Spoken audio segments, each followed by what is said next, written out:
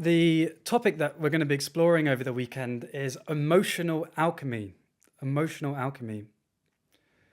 And what does that mean? What does alchemy mean? Well, it's the transformation, the transmutation of base metals into gold. This is the classic example. An alchemist will try and convert stuff that isn't worth a lot into gold or something that is worth a lot. And normally we would think alchemy is a fool's errand where people waste their lives trying to convert tin into gold, and maybe they've got better things to do and need to live in reality. However, when the Taoists teach about alchemy, they're not teaching us about how to make gold out of our chickpea cans. Instead, they're talking about spiritual alchemy or emotional alchemy. And this is where we develop the skill and the ability to transmute anything that happens into our lives into a response that serves us. If you think about the classic idea of Taoists, what do they look like? You might think about Zhuangzi's great joy. So that's Zhuangzi, and a lot of his philosophy is really fun stories and very silly and very joyful, which is really inspiring. Deep wisdom with joy. Or another classic idea of the Taoists you might think about is the three vinegar taster stories, where there's three men crowded around a big vat of vinegar back in old school China. And these aren't ordinary men, but instead the three great teachers of East Asian thought: the Buddha, Confucius, and Lao Tzu, the founder of Taoism. Confucius goes to taste the vinegar that they're crowding around, and he tastes it and has a bitter expression on his mouth. The vinegar is a metaphor for life, and Confucius believes that there's so much chaos that we need to have strict rules and orders, and everyone knowing their place, the rulers and the family members, and the man being the leader of the house and the woman following what the man does.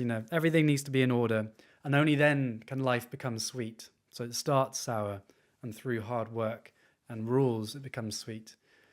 Then you have the Buddha.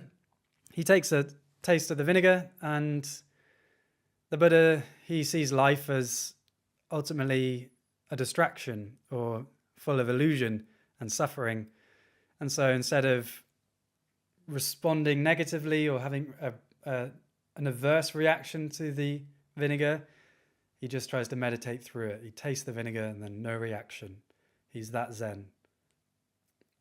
We know now that Buddha's not as simple as that, but it's a Taoist story. Let's get to Lao Tzu. Let's get to his response. So Lao Tzu, the founder of Taoism, takes the sip of vinegar, and how does he respond? With a frown, trying to meditate away from it? No, he has a smile on his face.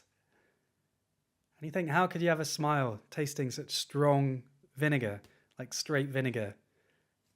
Be pretty disgusting, right? But Lao Tzu has a smile because the vinegar is what it is. The nature of vinegar is to be sour. And if we don't understand nature, then we would put a judgment on that, saying that is what life is about. It's about trying to escape this world or trying to control it. Instead, Lao Tzu sees nature for what it is, doesn't judge it. And so then he can find a freedom to smile, even at all of life's challenges, and to find a joy and an ease, because he isn't fighting reality. He can work with it. And so this is the power of Taoist practice, is the transmutation of things that people would normally react against as being bad or something we just need to escape, and transmuting those things into something that's joyful, where we can recognize the miraculousness in our everyday lives and the divine dance of our everyday. Even the struggles, even the arguments, with perspective, we can gain a wisdom where we can have an effortless joy, a non-contrived joy. And so one takeaway now is when you are when you notice stress in your life or things that you're resisting, can you bring that light smile of Lao Tzu and see it as simply just energy? Anxiety is an experience arising in this present moment. And because change is the only constant, it shall pass if we don't start creating stories about it, start resisting it, start really bracing ourselves against life, against the experiences that we have. Can you bring that light smile of acceptance and loving kindness and playfulness to all that's happening for you at the moment? And there's great freedom to find there. So the image of Lao Tzu smiling, having that vinegar could help you. And one more image would be imagining a magician that actually transforms your can of baked beans into gold. And while that in this material world isn't possible, in our embodied existence and how we relate to our minds and our bodies and what happens in our lives, magic is possible. Magic only in the sense that it's unusual, but very much available to us with training and with practice. And so keep practicing, my friend. Keep on the way, keep on the path. Every step on your journey is valuable.